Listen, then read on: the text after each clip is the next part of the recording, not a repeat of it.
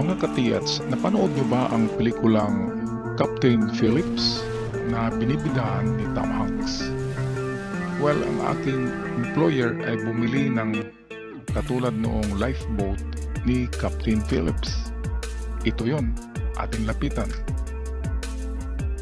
Ito ay isang second-hand na lifeboat,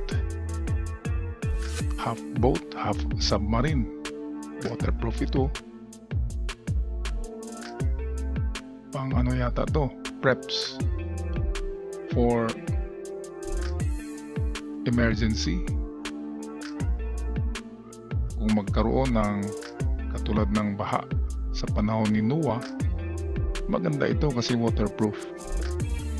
At kahit na anong lakas ng alon ay hindi yan lulubog dahil sarado. Mayroong air conditioning sa loob nito, kaya pwede kang manatili ng matagal-tagal. Ito yung isa, ito ay bago. Binili all the way from China sa halagang nasa 700,000 pesos. Ano kaya ang nasa isip ng employer ko at bumili nito? Kami yata ay mangingisda na o manghuli ng mga halamang dagat,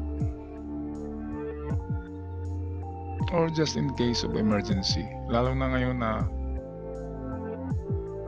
pararating na daw ang kinakatakutang World War III. Kaya magandang pang preps for preppers ang mga ganito.